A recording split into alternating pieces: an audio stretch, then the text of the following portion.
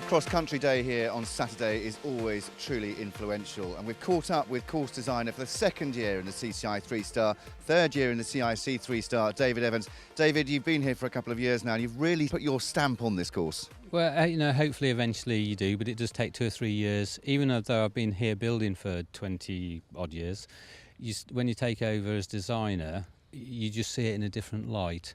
So 3 or 4 years and hopefully I will have my real stamp on it. You've changed a few things this year. You've really beefed up the tracks as well. Why is that?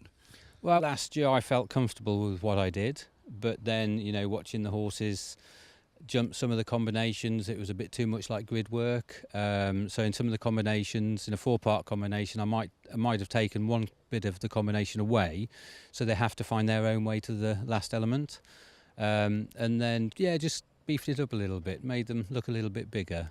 We're using the ground, obviously, because we can't go bigger than actually the legal height we're allowed to go, but using the ground a little bit more to make it look bigger.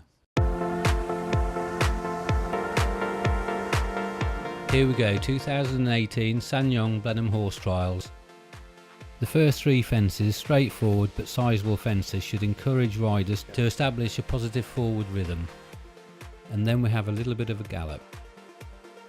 And then the first real question is 4ABC, which is just 2 efforts, but it's a big roll top to a corner. And then we go over the flyer and we get up to the dew pond, which is their first contact of people, tents and the whole atmosphere.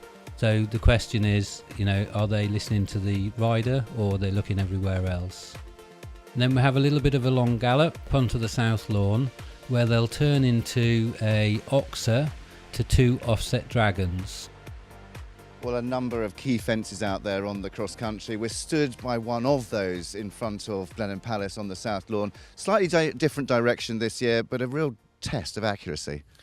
Absolutely. I've managed to luckily persuade the Palace to let me further onto the south lawn because of last year worked well. And I just have a little bit better turn into the dragons so they can come galloping through the trees, over the oxer, hopefully 5 and then 2 through the 2 dragons, which are at quite acute angles.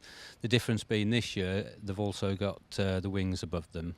Yeah, and beautifully carved by yourself. Well, I do need my own time, and actually my own time that I get away from the world is by carving, so I thoroughly enjoy it. Off the south lawn over the Tracana, and then a bit of a gallop downhill, back down towards the dew pond, and over an oxer that readily turns them into the woods.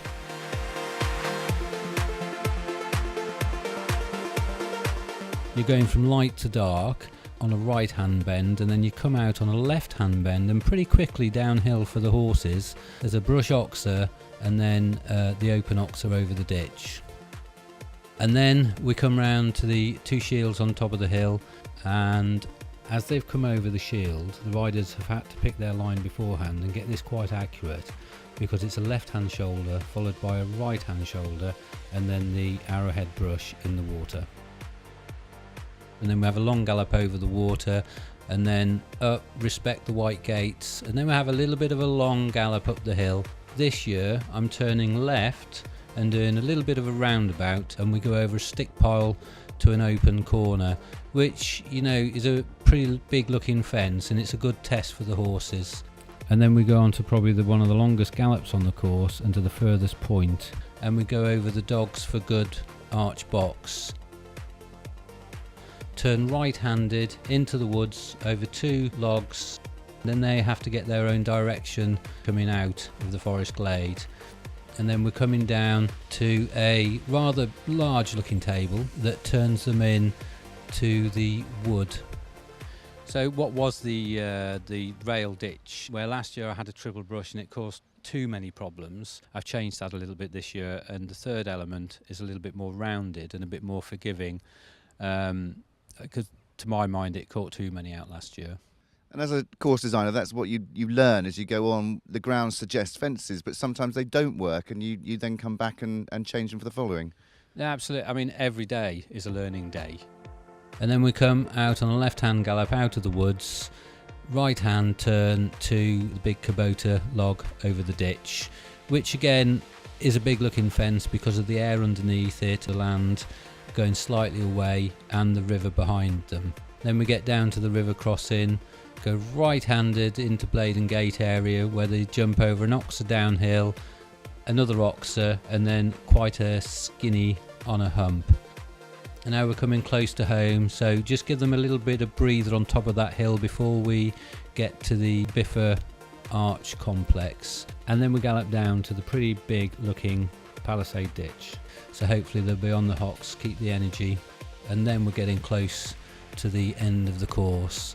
And I haven't been too tricky here, I don't think. It's just a nice brush oxer to a brush corner, but you have to keep thinking all the way around this course. There's just a left hand turn here, right hand turn there, turning questions, straight on questions, and it's all just to keep the rider and horse thinking all the way.